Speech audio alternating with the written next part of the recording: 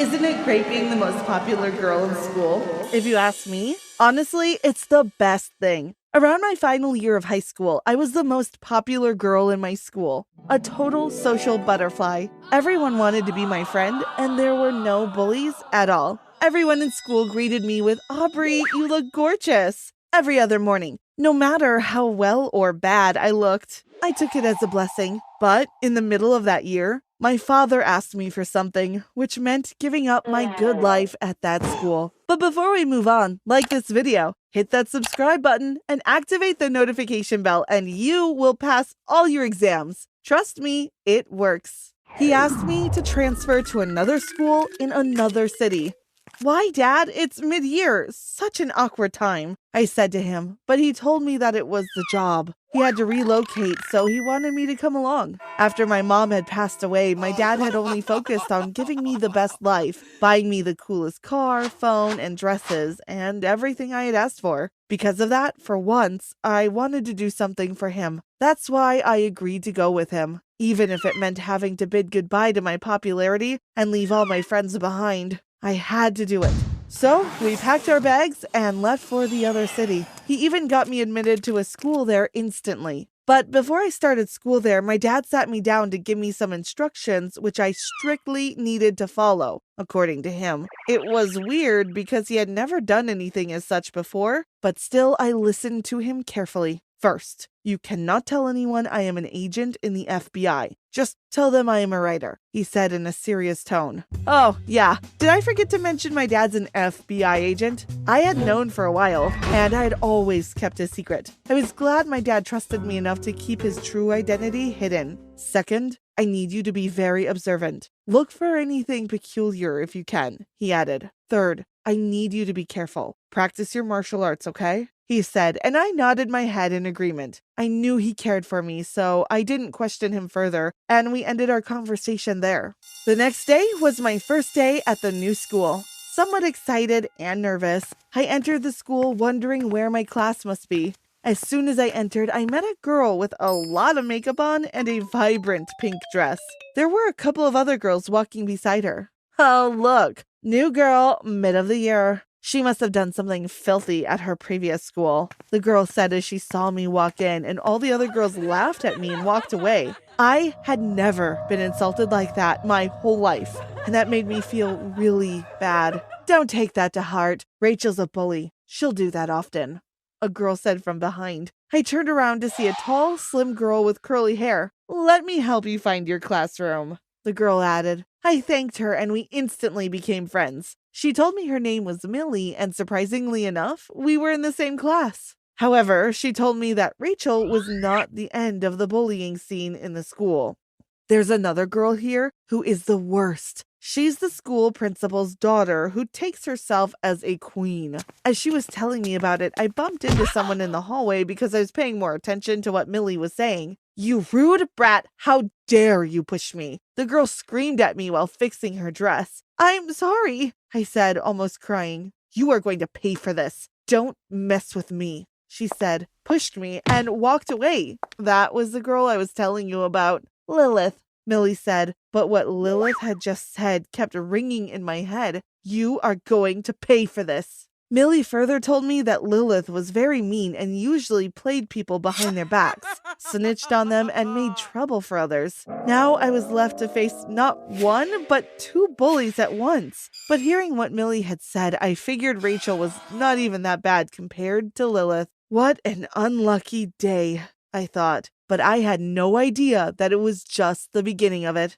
After I was done with my first class, I got called into the principal's office. As I walked into the office, I saw a big old man with a huge mustache, and honestly, I was a little scared. "It's your first day of school, Aubrey, and you're pushing my daughter and bullying her. That's not good," he said, which made me want to cry. First, it was not even my fault that I bumped into Lilith. It was an accident, and second, he didn't even let me speak to explain. And that was not only it. He had already called my dad in to make a big deal about the matter. "Your daughter is making trouble on her first day." He started giving a lecture to my dad. "I'm so sorry this happened. why don't you give Aubrey detention as punishment and we let the matter go? My dad replied as if he believed I bullied someone. Now I was really annoyed. Why would my dad believe some nonsense and be in favor of punishing me for something I didn't do? I thought, and it just made me angry.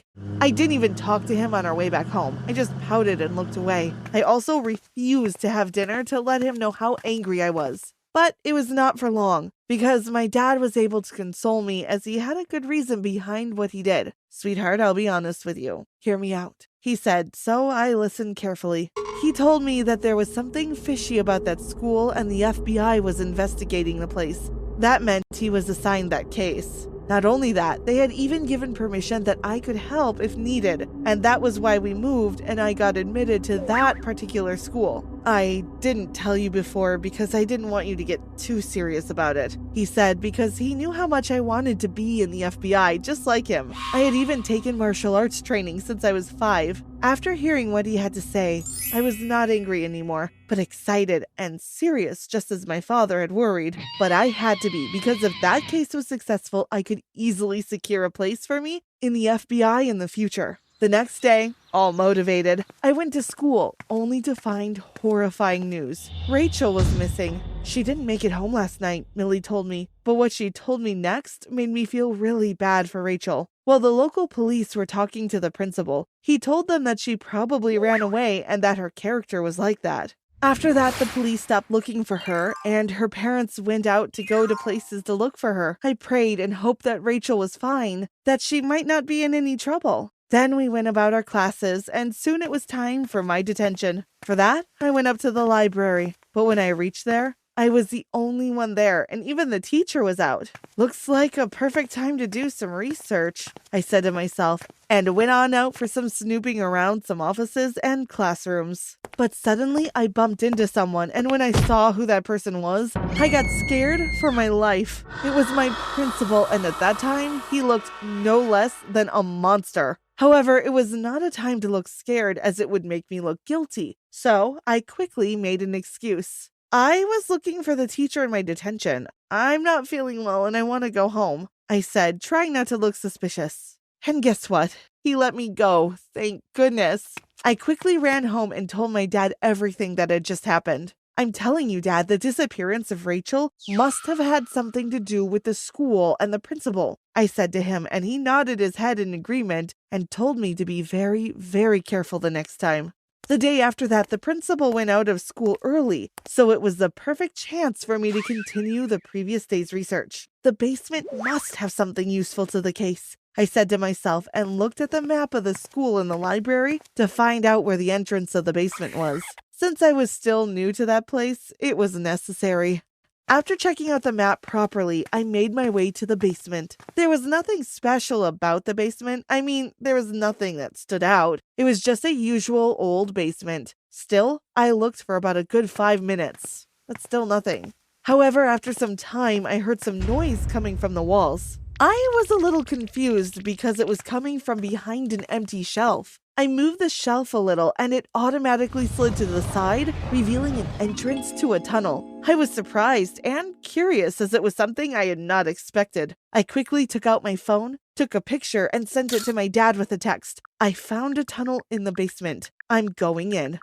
It was a huge, straight tunnel. There were numerous small rooms on the side and a passageway to walk through, so you can get the idea of how big it was. I looked closely inside the rooms to find many antiques and artifacts. Some of them looked very old, and some looked very expensive. But I still hadn't figured out what was making the noise, so I followed it and went straight to its origin. When I saw what was making the noise I heard, I was shocked. It was Rachel, inside a jail cell in the tunnel. She was on the floor hitting the cell bar with her shoes, most certainly calling for help. As soon as she saw me, she cried out and asked for water. I gave her my bottle of water and an energy bar I had in my bag. "How did you get here?" I asked, all worried. Sobbing, she told me that she was waiting for her boyfriend in the basement on the day of her disappearance. But she heard someone else coming down, so she hid. It was the principal. She saw him open the way to the tunnel and got very curious, so she followed him. Unfortunately, he caught her following and locked her up. He's the leader of some mafia gang. They steal and store antiques and artifacts down here and then smuggle them. All the illegal trade stuff. She told me as she devoured the energy bar. She told me that the tunnel led straight to the sea where there were small ships ready to smuggle the items. I was shocked that the school was just for show and had such dark secrets. As we were talking, suddenly we heard loud footsteps quickly approaching us. We couldn't run anywhere because Rachel was locked up and I didn't want to leave her there. We were scared for our lives. When we finally saw who the person was, Rachel screamed so loudly that I had almost lost my hearing. "That's my dad. Calm down," I said. He was there to rescue us, and I was so thankful that he got there in time. The police and the FBI team arrived shortly after to investigate further and arrest the culprits. They arrested the principal and a few of his partners and shut the school down. As for me, I moved back to my old school and life went back to normal. Millie got admitted to my school after the other school shut down, and we became as close as sisters. I kept in contact with Rachel, and we became best friends for our shared trauma. As for Lilith, we heard that she was still a snitch, but didn't have the power to make trouble for others since her father went to prison. Thanks for watching. What's your dream job? Let us know in the comments. Don't forget to subscribe and check out our other videos on the channel.